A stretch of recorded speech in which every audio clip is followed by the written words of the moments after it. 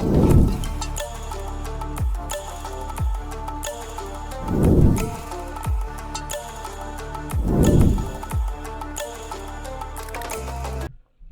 to Far East Wargaming, bringing you another Heresy Thursday plus one day. My name is Richard, your host, and once again, it's a pleasure to have Jason joining me. Hello, everyone. Wishing you a belated Merry Christmas and a Happy Holidays wherever you are in the world. And yes, we are a day late because we waited with our breath held for a posting from GW on Warcom about Heresy on Thursday, and it just didn't happen this week.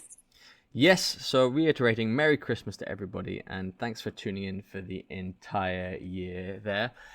We were waiting eagerly for what we were hoping was the traitor Consul overseer that they were hinting at because they brought out the loyalist version, but that never dropped.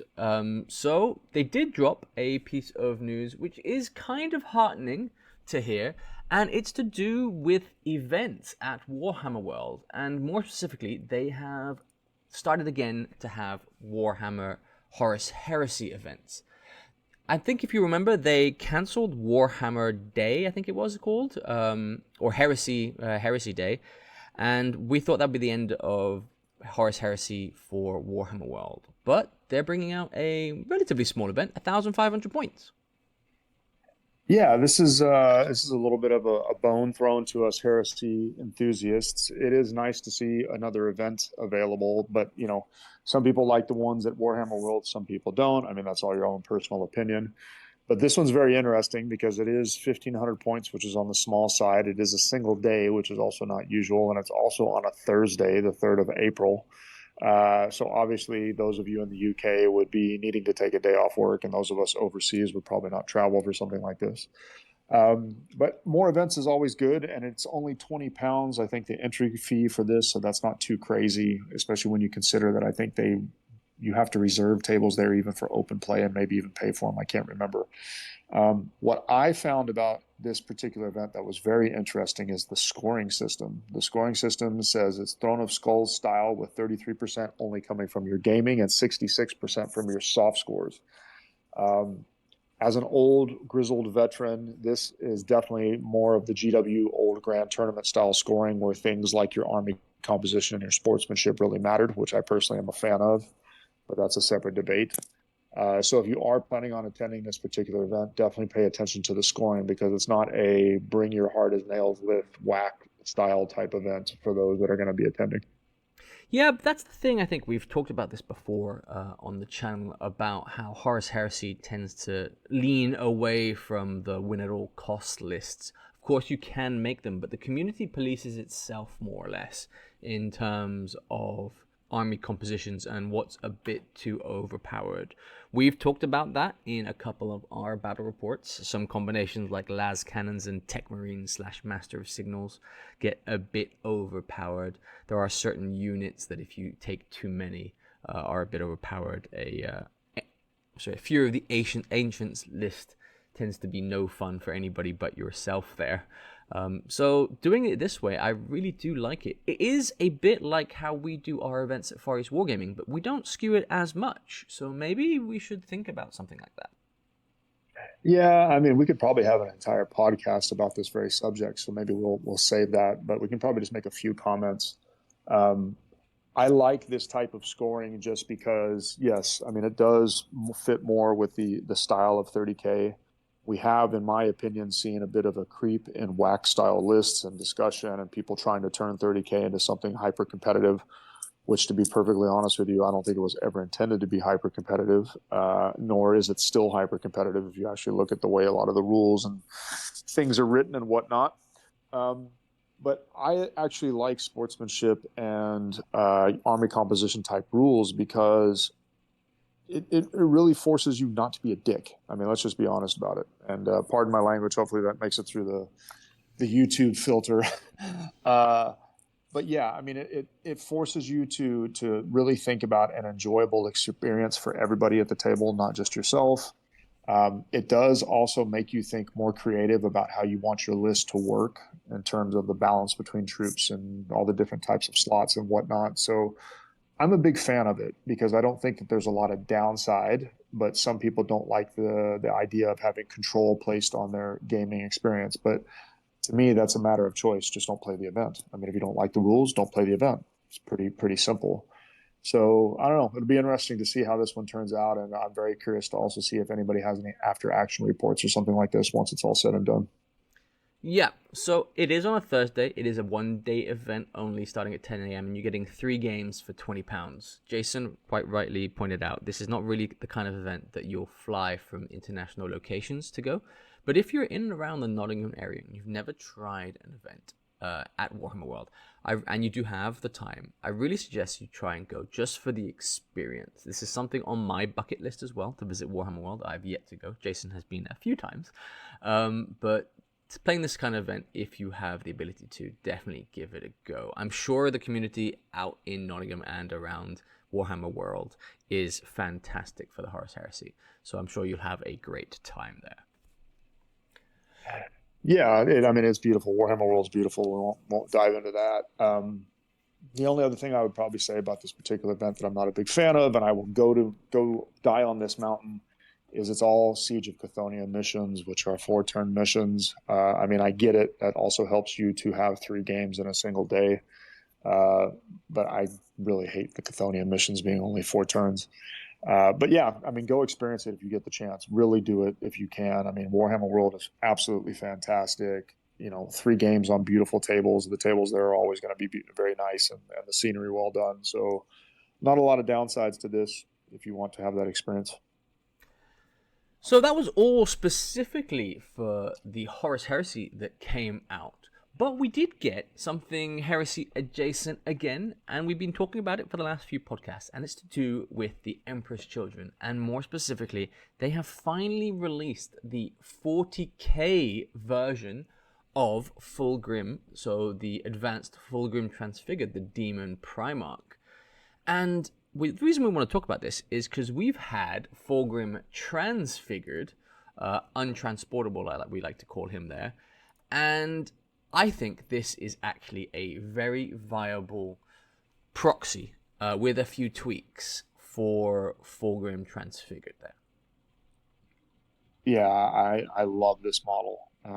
There's so many good things to say about it. I mean, even the 30K model I think is absolutely gorgeous. But yes, it is impossible to transport without breaking something. It is impossible to game with without breaking something. It is just too much. I mean, and it's Forgeworld resin, which even though Forgeworld resin has improved quite a lot, plastic is always going to have an edge. And I think this model is absolutely gorgeous. It is going to be much more playable and transportable. You get more options with the head. Like, there's just so many different things to like about this, and it is so close to the 30K version in terms of design and everything else. Now, the size, obviously, we would need to see the two of them next to each other to be able to make this call. But you could absolutely play with this in 30K. And if I was running a Emperor's Children army post transfigured, I would have this model over the Forge World one any day of the week. Yeah, he is slightly different in terms of his loadout. He is missing the long spear we do have in the 30k model, and it's replaced with more of a slashing whip sword there. But again, very small modification there.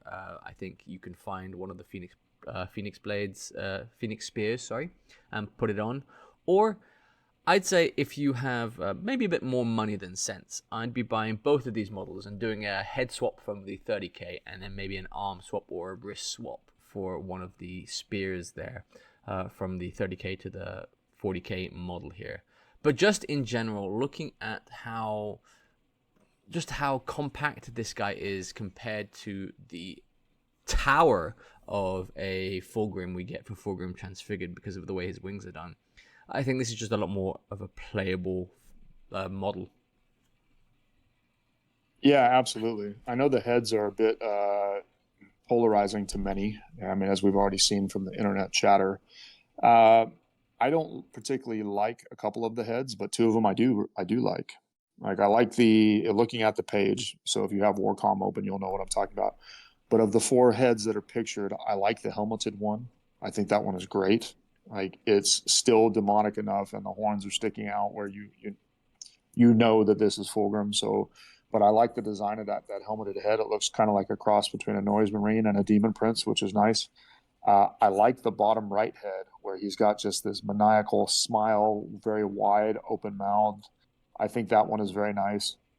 I don't like the other two heads, the two on the top, but again, that's just personal taste. But I do like the fact that you have the freedom to mix and match the four heads however you choose, and some of you will probably magnetize and paint all four. Who knows? Yeah, we would have to again see side by side whether or not those would be compatible with the 30K versions in terms of the sizing and swappability and whatnot. But there's just so much to like on this model, and again, it's so similar to the Forgeworld one. I don't think anybody would have a problem with you playing this. Yeah, so just we've got a quick side by side here, and just in general, it is those wings, those massive wings that are attached by very small connection points on the Forgeworld model that give it its vast bulk, at least its vast height and also width, because it does go quite far out from the base. The 40K model is following a bit more of the style they've seen with the other Demon Primarchs, Mortarion, what's God, it's eluding me. Angron? Angron, that's it. Yeah. That's it. Hey, man, it Angron. happens to both of us. Don't worry. Angron there. They're a lot more compact and not spilling over the base as much. In terms of base sizes, I very much doubt if they're following the 40K, that it will be too different or too hard to switch over. I think the base is oval instead of round, for us here, but I like this model a lot. I like the detailing. I like how they've kept that Aquila, and it's changed a bit from the Aquila we have on the Fulgrim Transfigured there, which isn't sorry, let's see if I can find a close-up, yeah. Which isn't as big in the original, and it gets bigger in this one here. I will say that the detailing on the body has gone away, and that was one of the things I really did like about the Transfigured model. He was more of a scaled reptilian, and now in the 40K version, he is more of a, I say slimier reptilian, so he's only got the spines as opposed to his entire torso being scales. Again, design aesthetic choice, further along in his demon possession there. So I guess that's one way to look at it. But all in all, if I had to make a choice between one or the other in terms of being able to move it around, I would definitely take the 40K model. If I'm talking about putting it on a shelf and never touching it ever again after I've placed it there, it would still probably be the Fulgrim Transfigured model there. Yeah, I totally agree with that. And I also see how they've lost a lot of the design details or changed the design details. But even in the article, they mentioned that it's his ongoing evolution, that nobody, even a demon Primarch, is untouched by the warp after another 10,000 years. I actually prefer this one having less detail because, again, that's going to make it faster, easier to paint, easier to game with in terms of less stuff to break off and whatnot. You're still going to have to be careful with this thing because let's face it, this many spiky appendages and things sticking out, plastic or not, still have the ability to get caught on things and broken or knocked over or whatnot. But this is a really great model. And I'm going to go on a bit of a tangent. I'm going to put on my tinfoil hat. If you actually look at the article with the new 40K Fulgrim, and you get to see on the sidebar to the right all of the other teasers that we've received so far. So we get the sonic weapons, we get the heads, and we get the shoulder pads all in one nice little spot for you to actually take a look at it. I think the designers and the company knew exactly what they were doing. And this is my tinfoil hat. They're making all of this compatible with 30K as well. The shoulder pads, the heads, the sonic weapons, this Fulgrim model, all totally usable for 30K. And I actually think it's a brilliant idea. It's not like curing cancer idea, but it is a brilliant idea to make this cross functionality, cross compatibility between the two game systems on more and more of the bits and models. It's a good idea because I think it's going to help you to sell more rather than having distinct versions for both. These things are unique enough to actually be used in 40K, yet at the same time perfectly usable in 30K, and I think it's a great thing. So hopefully my tinfoil hat was correct. I'm sure there's some bright person in marketing at GW that thought the exact same thing. Yeah, we have seen a bit of that crossover. For instance, they've got rid of the older generic Rhino, and we're only using now the Deimos Rhino from Horus Heresy. I think that's all that's available now. I think same for the Predators moving forward. But yes, we can only speculate what's happening at Games Workshop. They are a mythical beast out there in terms of some of their decisions. So yes, very happy with this. I think that's really everything from us from Far East Wargaming for this Heresy Thursday/Friday. Once again, I want to wish everybody who's tuned in a very Merry Christmas and a Happy New Year upcoming here. We at Far East Wargaming will be back in the new year, 2025, with more battle reports, more Heresy Thursdays, and generally more things to do with Horus Heresy. Yeah, so again, thank you everybody for all the support since we've started the channel, and especially in 2024, which has been a year of growth for us. We really, really appreciate it. We love the fact that we're doing something that keeps you entertained, and we appreciate the fact that you give us feedback and connect and do all these different kinds of things, and we can't say enough good things about that. So please keep the support coming. We're excited about what 2025 will bring, and as always, we will catch you on the next one.